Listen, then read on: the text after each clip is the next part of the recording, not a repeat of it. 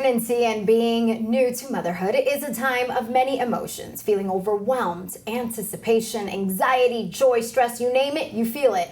Now on top of that, imagine receiving the news you have breast cancer during this emotional time. That's what happened to Charlene Miranda when her baby was just 9 months old. Hi everyone, I'm Johanna Gomez, your host for today's discussion, coming to you from the Baptist Health Newsroom. A breast cancer diagnosis during pregnancy or after giving birth is not what any woman expects on their motherhood journey. But there is hope. Today we're joined by breast medical oncologist Dr. Naomi Dempsey. Thank you so much for being here. Thanks. And also joining us, cancer survivor Charlene Miranda, who is thriving, let me just say. Ladies, it's great to have you both here. Before we dive into today's conversation, I want to remind our viewers to send in your questions, your comments. In the comments throughout this discussion, we're here for you, and we are very happy to answer any questions that you may have. So Charlene, I'm going to start with you. We're going to take it back to that day that you got that diagnosis, but that most importantly, you felt a lump in the shower. Yes. I showered in a shower I normally wouldn't use. It wasn't my master shower. It was a guest shower. And when I got to the shower, I realized I didn't have my loofah sponge, which I always use. And thank God I didn't have a bar of soap because all I had was shower gel. And so, as you can imagine, it's late at night, the baby was still waking up 1 or 2 times a night, and I just wanted to take a shower. Yeah. That's all I wanted, just take a shower and go to bed.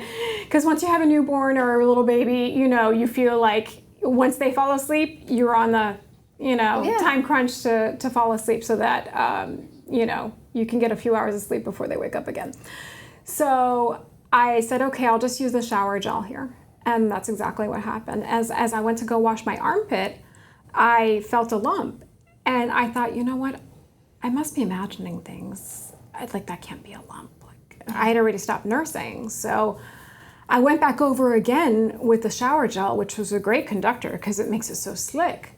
And once I went back over it again, I was like, oh my gosh, that's a big lump. Yeah.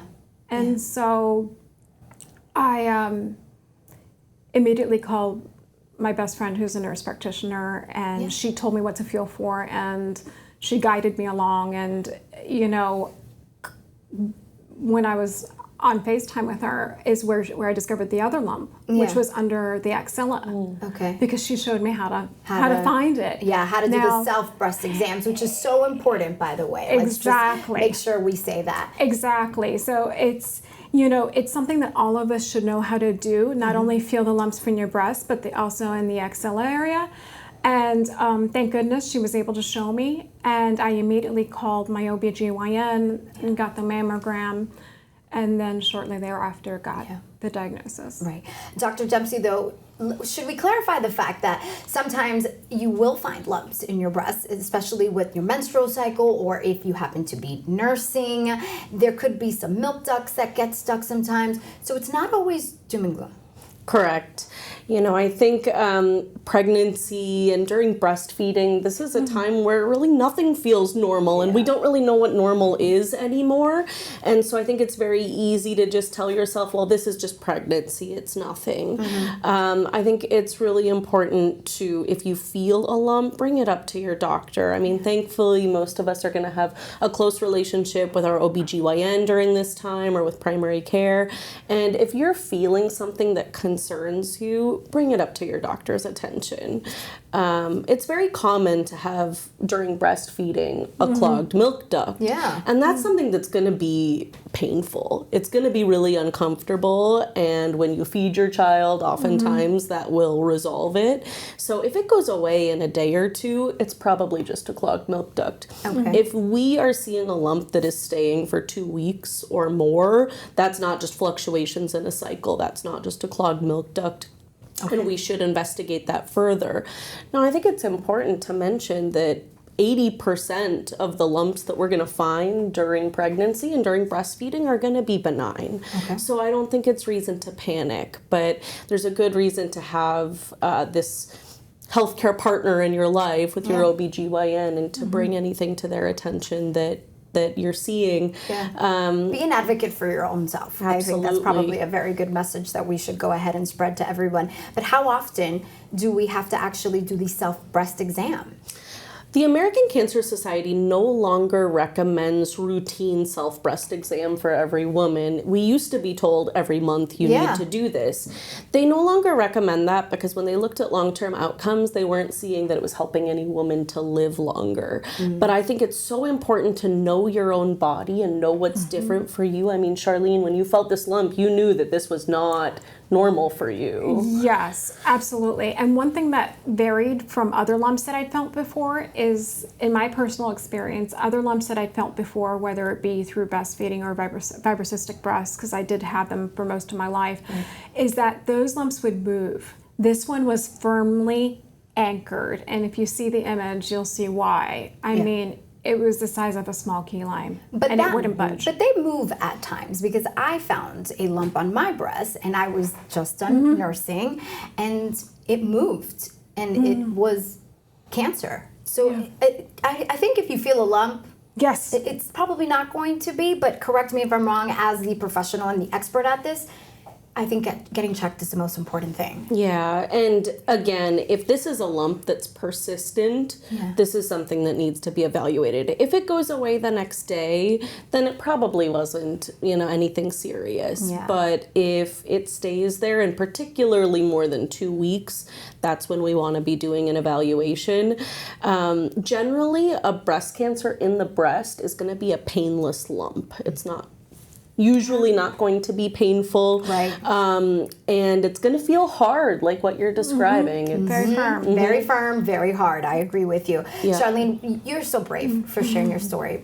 I can tell you that I know it's not easy to share your story with so many people, and most importantly, to relive those moments when you tell your story. Take us through your journey. We see pictures. We have pictures of you. You lost your hair. You lost your eyebrows. What was that moment like for you while raising a child? Yeah, it was, to be honest with you, at the moment, it felt like a bad dream. Yeah. You just want to wake up. You hope and pray that you'll wake up and it'll go away or it'll disappear. But the longer as you go through the journey, at some point, you just have to accept, okay, this is what's happened. I'm going to make the best of it as much as I can. Part of my ability to be stronger, it was because of my children, because I wanted to live, to be here, to see them grow old. And I was actually hospitalized a few times due to a severe adverse reaction to one of my chemo drugs. And one time where I was in particularly bad shape, I said, God, please let me live long enough to see my kids grow old. I need to make it out of this hospital. Yeah. No, it's tough. How many treatments did you have and how many surgeries? I had 4 rounds of doxorubicin, Cytoxan, and then I had about 8 rounds of Taxol. They had to stop a few rounds short due to a complication that I was having. So. Yeah, definitely a long journey. And I'm assuming it was 6 months? Roughly about 6 months, yes, from the time I got the port to the time I had the mastectomy. And then I was on oral chemo for 6 months. Right. So, it was basically about a year or so of trying to recover. Yes. Trying to get all the pieces back together. That's pretty much what it's like. Yeah, Dr. Dempsey, in the unlikely event that you get a breast cancer diagnosis and you are pregnant, how does it work with receiving treatment and surgery while baking a human life? Right, and this is a time where we're so focused on taking care of other people that it's a hard time to just stop and focus on yourself, but really important. So we define pregnancy-associated breast cancer as any breast cancer that's diagnosed during pregnancy, up to a year after delivery, or at any time during breastfeeding. So we still consider it to be pregnancy-associated even after, like yours was. So if that diagnosis comes while you're pregnant, and I guess just to back up, first what we would do is an ultrasound. If you feel that lump, ultrasound is going to be your first step to take a look and see, does it look like it's got malignant, cancer type of characteristics. It's safe to biopsy during pregnancy, and we should not delay a biopsy until after delivery if it does look suspicious. It's also safe to do mammograms during pregnancy if they're needed. But chemotherapy? So chemotherapy, there are many chemotherapy agents that are safe during pregnancy. And it's really important that we're not delaying life-saving care to after delivery. So if you get this diagnosis during pregnancy, we take a lot of what we do from patients that aren't pregnant. If you need surgery, that can happen during any trimester safely. If we feel that you need chemotherapy prior to surgery, there are some chemotherapy agents that are safe during pregnancy, like the doxorubicin and Cytoxan that you had. That's something that we can give during pregnancy. Of course, it has to happen with a high-risk OB. There's going to be a whole multidisciplinary team taking care of you. We're going to be monitoring the baby with special tests before every dose of chemo to make sure that the baby is still doing well. I think it's so important to mention that when we have looked at women who terminated their pregnancy because of a breast cancer diagnosis versus those who didn't, those who did not terminate did just as well as those who did terminate. So we don't recommend termination for every woman with breast cancer diagnosis during pregnancy. Of course, it's a very personal decision and something that your team is going to support you through. And that's not just a one-size-fits-all kind of situation. But we are not recommending termination. We know we can safely give chemotherapy while you're pregnant. That although women who develop breast cancer during pregnancy do tend to have their breast cancer a little more advanced, more likely to have a lymph node positive, more likely to have an aggressive type of breast cancer, that when we compare them to non-pregnant women who have a similar type of breast cancer, outcomes are similar. Good to know. And so we cannot do a couple of things during pregnancy. We cannot give radiation. So that becomes important as we start to talk about which surgery to have. That's a nuanced conversation with your surgeon, but oftentimes it means that the surgery would be a mastectomy if it's early on. It's good to hear that there is a lot of hope. And like you said, it's not one size fits all for every person. So that's why we want to remind the viewers, because I know there's a lot of questions that are coming in right now, and hopefully we can answer some of them for them at home, and make sure you ask your questions. One of the questions is, what should I do if I feel a lump in my breast while pregnant or during breastfeeding? Which I think we kind of touched on it a little bit, but if you can just go ahead and reassure them of what to do. So while pregnant, if you feel a lump, it's something you definitely should bring to your healthcare, your OBGYN's attention. Again, generally, if there is a lump there, they're going to do an ultrasound to take a closer look and see whether this looks concerning. And again, would not wait until after delivery to bring this to the attention of your OBGYN, because we know that delay in treatment of breast cancer does negatively impact outcomes. So we want to get on that right away. Yeah, great point. I love this next question, because a lot of times we don't think of women under 40 being diagnosed, and it happens. I was one of them. One of the viewers said, I need chemotherapy for breast cancer, and I would like to have biological children in the future. What can I do to preserve fertility? So in the setting of someone who's not already pregnant, but it's their goal to have a family in the future, that's our goal then for you as well. And there's ways that we can facilitate. If you need chemotherapy for breast cancer, we always recommend consulting with a reproductive endocrinologist. They're an OBGYN who's specialized in fertility preservation techniques, such as doing an egg harvest. And we've also done studies in women with breast cancer who want to go on and have children, and we found that doing the procedures needed to collect eggs to then freeze and save for later, it's safe. Even though this process does raise estrogen levels, it's not having a negative impact on your breast cancer outcome, and it's generally causing something like a 2 to 3 week delay in starting chemo. That's not unsafe either. Okay. So would definitely advocate for any woman who wants to have her own biological children in the future to do that fertility preservation. And then we hope you don't need it. We hope that you're able to have children naturally, but if not, you've got a little insurance policy. We're sending positive vibes for anyone out there. How about this question? I'm currently on endocrine therapy for breast cancer and I want to put it on hold to get pregnant. Is that safe? We had a really exciting trial give us some results back in December of 2022. It's called the POSITIVE trial. Okay. And it looked at women who had early stage breast cancer that responded to estrogen. And after they had been on between 1.5 and 3 years of this hormone pill from 18 to 30 months, if they desired pregnancy, they could put it on hold and take 2 years to try to get pregnant, have their delivery, do breastfeeding if they wanted to, and then go back on their endocrine therapy. And we saw when we compared to the controls that we have kind of historically, that there was no negative impact on breast cancer outcomes. Okay. So something important to mention is that 93% of the patients on that trial had stage 1 or 2 breast cancer. So that's the thing. So, you know... gotta watch what stage you're in. Yeah, right? Yeah. And I think, it's not off the table for someone who's stage 3, absolutely, still a discussion. Okay. But I just think it's important to share some of those nuances in the data with patients so that they can make a good decision for themselves.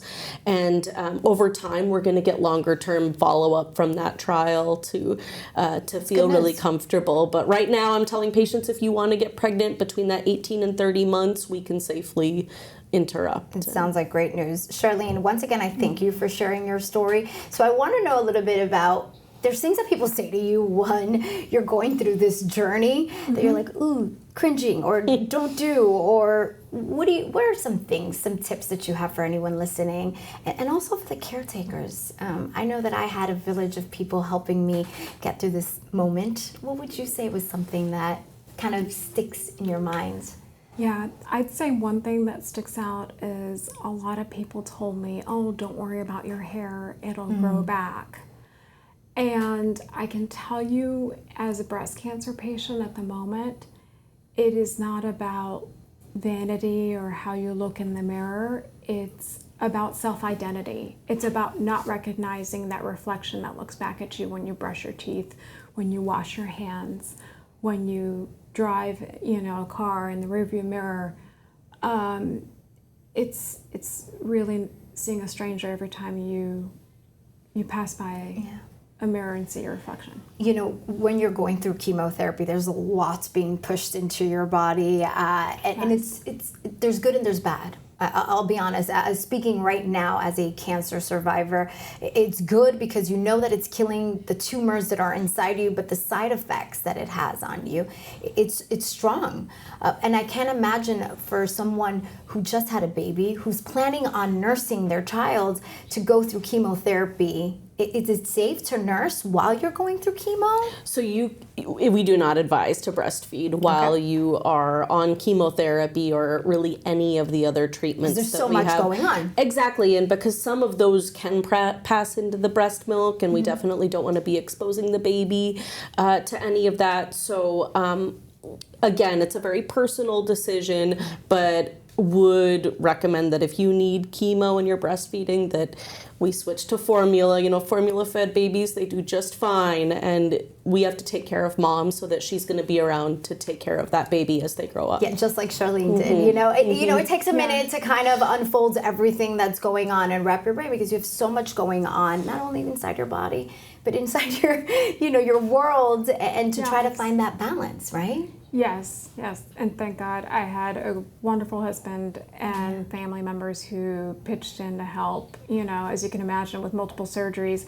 I couldn't even hold my baby for quite some time because you're not supposed to lift more than 5 or 10 pounds after each surgery. But if you have a great support system, whether it be your spouse or and or family members, that makes all the world of a difference. Yeah. Thank you so much for this wonderful conversation that we had today. And thank you for being here to Thank both you. of you guys. Listen, we are your support system. So remember, be sure to hit that subscribe button that you see right there on our channel. You can keep up with the latest health and wellness information. And of course, you can hear wonderful tips from our experts. You can also connect with us on social media channels like Facebook, Instagram, Twitter, TikTok, and LinkedIn. And check out our resource blog for the latest news at baptisthealth.net/news. You'll find a link there to all the episodes of the Baptist Health Talk podcast as well. On behalf of everyone at Baptist Health, stay safe, stay healthy, and thanks for watching. Thank you again. Thank you. Thank you.